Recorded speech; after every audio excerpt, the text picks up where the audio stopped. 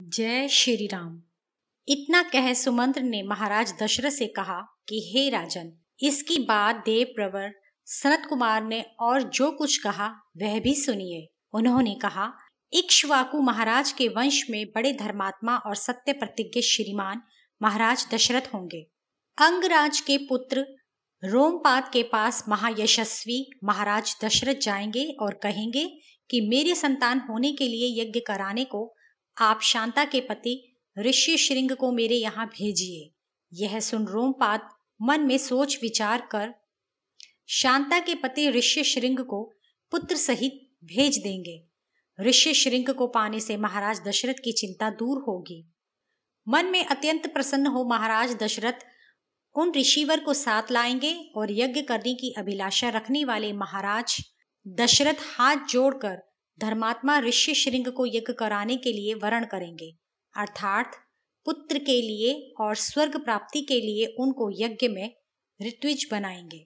इस यज्ञ के प्रभाव से महाराज दशरथ के अमित पराक्रमी 4 पुत्र उत्पन्न होंगे।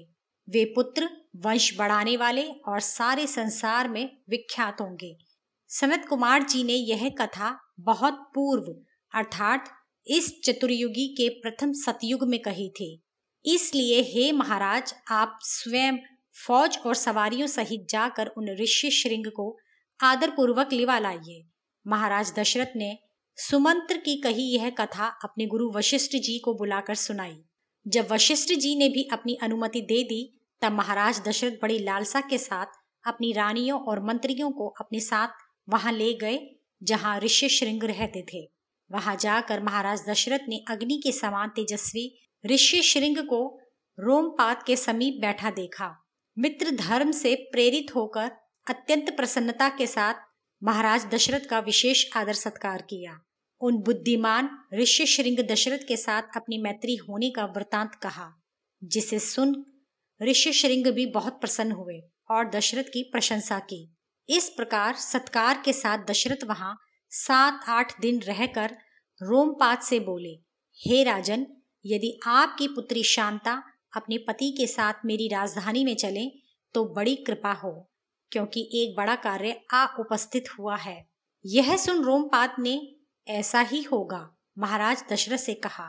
फिर ऋषि श्रृंग से कहा कि आप अपनी पत्नी सहित महाराज दशरथ के साथ जाइए। ऋषि श्रृंग जाने को राजी हो गए और राजा रोमपाद की आज्ञा के अनुसार भार्या सहित महाराज दशरथ के साथ हो लिए। तब वे दोनों राजा परस्पर हाथ जोड़ और एक दूसरे को गले लगा अत्यंत प्रसन्न हुए। महाराज दशरथ ने पहले ही शीघ्रगामी दूत अयोध्या भेज दिए और उनको आज्ञा दी कि तुम वहां पहुंचकर राजधानी की साफ सफाई और अच्छी सजावट करवाओ।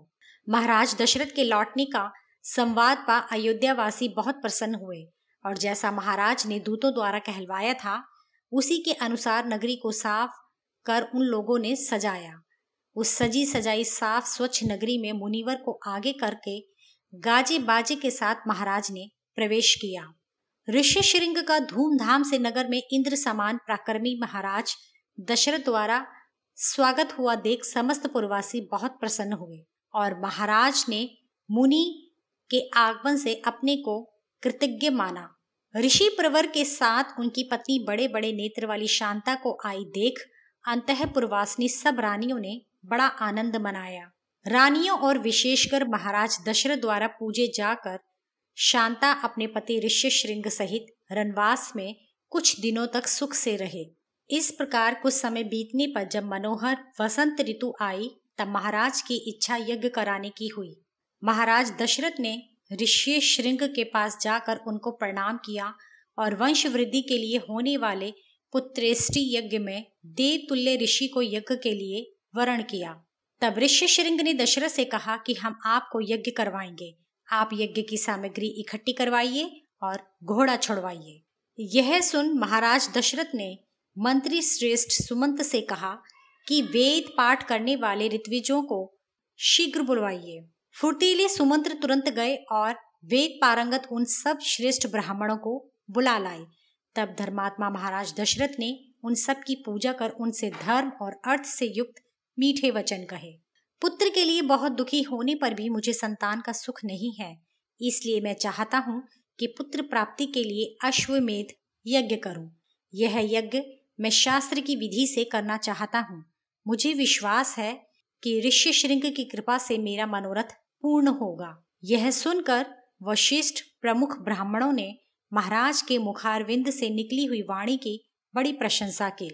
जब आपकी बुद्धि पुत्र प्राप्ति के लिए ऐसी धर्ममयी हो रही है, तब निश्चय ही आपके अमित पराक्रमी 4 पुत्र उत्पन्न होंगे। ब्राह्मणों की कही इन बातों को सुन महाराज दशरथ बहुत प्रसन्न हुए और मंत्रियों को वह शुभ आज्ञा सहर्ष प्रदान की। जैसे कि इन गुरुवर्य ने आज्ञा दी है, उन्हीं के अनुसार आप लोग यज्ञ की सब तैयारियां करें और 400 रक्षकों की देख रेख में घोड़ा छोड़ा जाए। सरयू के उत्तर तट पर यज्ञशाला बनवाई जाए और इस यज्ञ में किसी भी प्रकार का कोई विघ्न या अपचार नहीं होना चाहिए, क्योंकि यज्ञ की विधि में अपचार होने से यज्ञ करने वाला तुरंत नाश को प्राप्त होता है, अर्थात मर जाता है। इसलिए अपनी पूरी शक्ति लगाकर ऐसा उपाय कीजिए जिससे यह यज्ञ विधि पूर्वक संपन्न हो। महाराज के ये वचन सुन मंत्री लोग बहुत प्रसन्न हुए और उनके आज्ञा अनुसार कार्य करने में लग गए। इसके बाद महाराज वशिष्ठ जी से बोले, हे मुनि श्रेष्ठ, प्रसन्नता पूर्वक और विधि पूर्वक यज्ञ आरंभ कीजिए, जिससे यज्ञ के किसी भी कार्य में विघ्न ना हो, क्योंकि आपका मेरे ऊपर अपार स्नेह है और आप मेरे केवल हितैषी ही नहीं बल्कि मेरे सबसे बड़े गुरु भी हैं।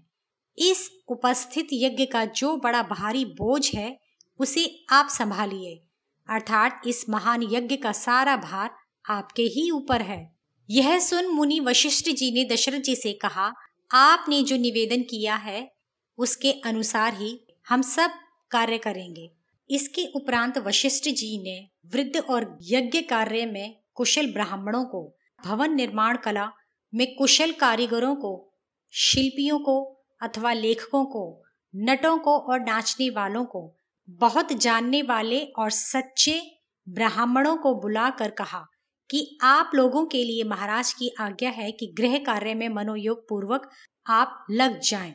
बहुत सी ईंटें शीघ्र एकत्रित कर आने वाले मेहमान राजाओं के लिए ठहरने के लिए तथा अन्य संभ्रांत लोगों के ठहरने के लिए सब प्रकार के आराम के लिए अलग अलग घर बनाकर तैयार करो।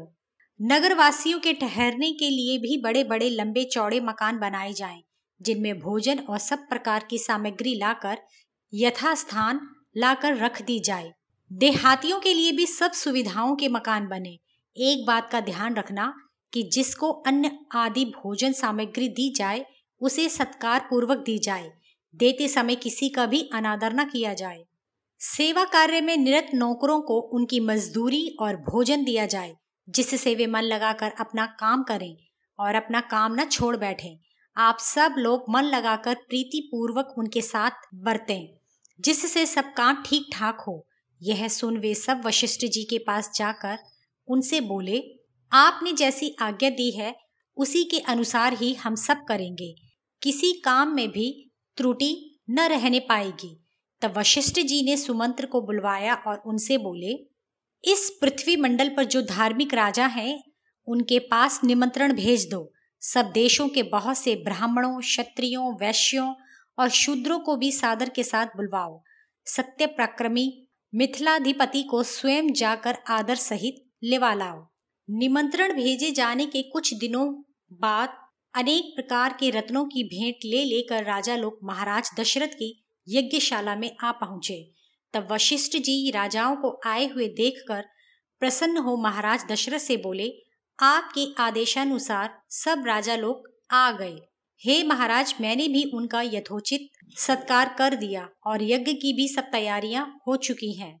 अब आप भी यज्ञ करने के लिए यज्ञशाला में पधारिए और यज्ञ की सब सामग्री को देखिए कि सेवकों ने कैसी उत्तमता और सावधानी से सब सामान सजा कर रखा है। तब वशिष्ठ जी और ऋष्यशृंग दोनों के कहने से शुभ दिन और नक्षत्र में महाराज दशरथ यज्ञशाला में गए और महाराज ने रानियों सहित यज्ञ दीक्षा ली। 1 वर्ष बाद जब यज्ञ का घोड़ा चारों ओर घूमकर आ गया, तब महाराज दशरथ का अश्वमेध यज्ञ सरयू के उत्तर तट पर होने लगा। इस यज्ञ में किसी प्रकार की त्रुटि नहीं होने पाई। पूर्ण ज्ञानी यज्ञ करवाने वालों की उपस्थिति के कारण कोई आहुति भूल से अथवा निष्प्रयोजन नहीं दी गई। जो कुछ कर्म किया गया वह कल्याणकारक ही किया गया। यज्ञ के पश्चात महाराज ने यज्ञ में शामिल हुए सभी ब्राह्मणों, राजाओं व अन्य नागरिकों को बहुत धन, गाय, सोने की मोहरें आदि दान में दी।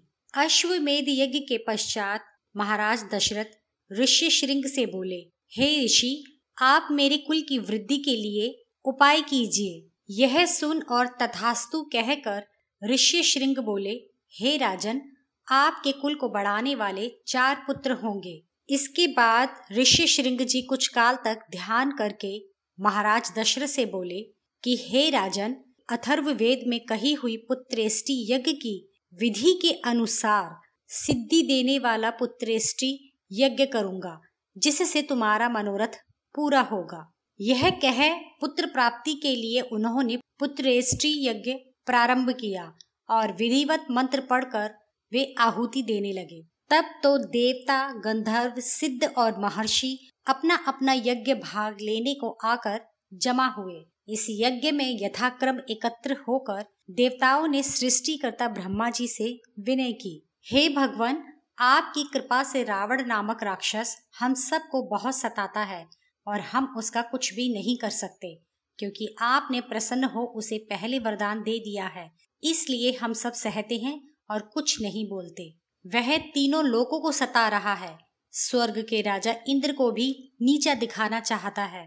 अतः हे भगवान, उसके वध के लिए कोई उपाय कीजिए। उन सब देवताओं के ये वचन सुन ब्रह्मा जी कुछ सोच कर बोले, मैंने उस दुरात्मा को मारने का उपाय सोच लिया है। रावण के वर मांगने पर हमने उसे गंधर्व, यक्ष, देवता, दानव और राक्षसों द्वारा अवध्य होने का वरदान तो अवश्य दे दिया है, किंतु उसने मनुष्यों को कुछ भी न समझ वरदान में मनुष्यों का नाम नहीं लिया था। अतः वह सिवाय मनुष्य के और किसी के द्वारा नहीं मारा जा सकता। ब्रह्मा जी का यह प्रिय वचन सुन सब देवता, महर्षि आदि बहुत प्रसन्न हुए। इतने में ही शंख, चक्र, गदा धारण किए हुए विष्णु भगवान वहां पर आए। जब विष्णु भगवान ब्रह्मा जी से मिलकर उनके पास बैठे, तब देवताओं ने बड़ी नम्रता के साथ उनकी स्तुति की और बोले, हम लोग आपसे सबकी भलाई के लिए यह प्रार्थना करते हैं कि आप धर्मात्मा, दानी और ऋषिवत अयोध्यापति महाराज दशरथ की ही श्री और कीर्ति के समान 3 रानियों में अपने 4 अंशों से पुत्र भाव स्वीकार करें। आप मनुष्य शरीर धारण कर महाअभिमानी लोक कंटक उस रावण को, जो हमसे भी अवध्य है, युद्ध में परास्त करें, क्योंकि वह मूर्ख राक्षस रावण देवता, गंधर्व, सिद्ध और मुनियों को अपने बल से बहुत सताता है। उसी को मरवाने के लिए हम यहाँ मुनियों सहित आए हैं। हे देव, हमारी दौड़ तो आप ही तक है, अतः आप देवताओं के शत्रु रावण का वध करने के लिए मनुष्य लोक में अवतीर्ण होइए।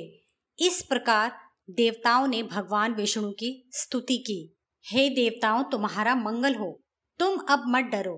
तुम्हारे हित के लिए मैं रावण से लड़ूंगा। मैं पुत्र, पौत्र, मंत्री, मित्र, जाति वालों तथा बंधु बांधव सहित उस क्रूर, दुष्ट, भयप्रद रावण को मार और 11,000 वर्ष तक मृत्यु लोक में रहकर इस पृथ्वी का पालन करूंगा। इस प्रकार भगवान विष्णु देवताओं को वरदान देकर अपने जन्म लेने योग्य मनुष्य लोक में स्थान सोचने लगे।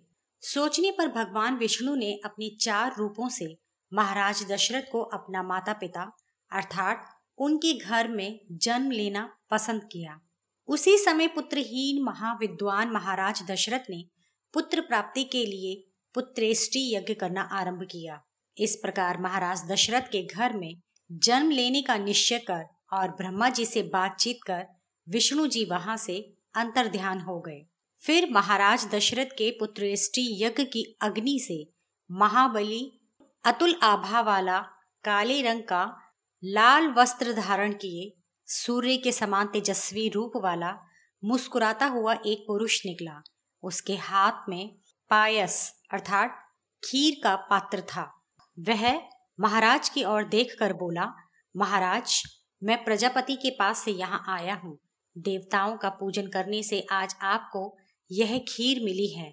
हे महाराज, यह देवताओं की बनाई हुई खीर है, जो संतान देने वाली, धन तथा ऐश्वर्य को बढ़ाने वाली है। अतः आप इसे लीजिए और इसको अपने अनुरूप रानियों को खिलाइए। इसके प्रभाव से आपकी रानियों के पुत्र उत्पन्न होंगे, जिसके लिए आपने यह यज्ञ किया है। इस बात को सुन महाराज ने प्रसन्न हो देवताओं द्वारा बनाई व भेजी गई खीर के स्वर्ण पात्र को माथे से लगाया। फिर महाराज रनिवास में गए और महारानी कौशल्या जी से यह बोले, लो, यह खीर है, इसे खाकर तुमको पुत्र की प्राप्ति होगी। महाराज दशरथ ने उस खीर में से आधी तो कौशल्या जी को खिलाई, बची हुई आधी में से आधी सुमित्रा को दी। कुल खीर का 8वां हिस्सा कैकई को दिया और उस अमृतमयी खीर का बचा हुआ भाग फिर से सुमित्रा को दिया। कुछ समय पश्चात तीनों रानियों ने खीर खाकर अग्नि और सूर्य के समान तेज वाले गर्भ शीघ्र धारण किए। रानियों के गर्भ धारण करने पर ब्रह्मा जी ने सभी देवताओं से कहा कि अब आप सभी विष्णु जी की सहायता के लिए बलवान, माया को जानने वाले, कीर्तिमान, वेग में पवन तुल्य, बुद्धिमान, पराक्रम में विष्णु के ही समान, जिनको कोई न मार सके, दिव्य शरीर वाले, अस्त्र विद्या में निपुण और देवताओं के समान वानरों को अप्सराओं, गंधर्वों की स्त्रियों, नागों की कन्याओं और वानरियों से उत्पन्न करो। मैंने भी पहले भालुओं में श्रेष्ठ जामवान नामक रीछ को पैदा किया था। वह जम्हाई लेते समय मेरे मुंह से निकल पड़ा था। इंद्र ने महेंद्राचल की तरह बाली, सूर्य ने सुग्रीव, बृहस्पति ने तार, जो सब वानरों में मुख्य और अति चतुर था, कुबेर ने गंधमादन, विश्वकर्मा ने नल, अग्नि ने नील, जो अग्नि के समान ही तेजस्वी था तथा यश और पराक्रम में जो अपने पिता से भी बढ़कर था, वरुण ने सुषेण, मेघ ने शरभ और पवन ने हनुमान नामक वानर उत्पन्न किया। इनकी देह वज्र के समान दृढ़ थी और यह वेग में गरुड़ के समान थे। हनुमान जी बुद्धि और पराक्रम में अन्य सब वानरों से बढ़ चढ़ कर थे। इनके अतिरिक्त हजारों और भी बंदर रावण के वध के लिए उत्पन्न किए गए थे। यज्ञ के पश्चात सभी राजाओं को विदा कर महाराज दशरथ पत्नियों सहित अयोध्या वापस आ गए। महल में आकर वे संतान उत्पत्ति की प्रतीक्षा करने लगे।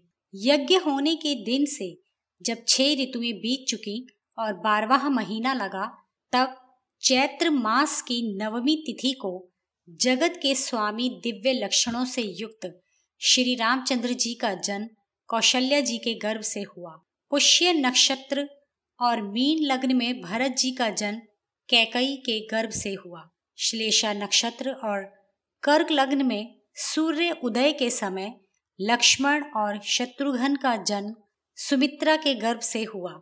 महाराज के चारों पुत्र अलग अलग गुणों वाले पैदा हुए। इनके जन्म के समय गंधर्वों ने मधुर गान किया, अप्सराएं नाची, देवताओं ने बाजे बजाए और आकाश से पुष्पों की वर्षा हुई। अयोध्या में घर घर आनंद की बधाई बजने लगी। महाराज ने बहुत सा धन, गाय आदि दान में दी। सभी बालकों का नामकरण संस्कार वशिष्ठ जी ने किया। इन चारों में कुल की पताका के समान श्री रामचंद्र जी अपने पिता दशरथ को अत्यंत प्यारे थे। लक्ष्मण जी को श्री रामचंद्र जी अपना दूसरा प्राण मानते थे और वे इतना चाहते थे कि बिना लक्ष्मण के वे ना सोते, न खाते और ना ही कहीं आते जाते थे। भरत को भी शत्रुघ्न उसी प्रकार प्राणों के समान प्रिय थे जैसे श्री राम को लक्ष्मण। इन चारों महाभाग्यशाली पुत्रों से महाराज दशरथ सदैव प्रसन्न रहते थे। मुझे सुनने के लिए धन्यवाद। आपको यह कैसा लगा? अपने विचार अवश्य ही बताएं।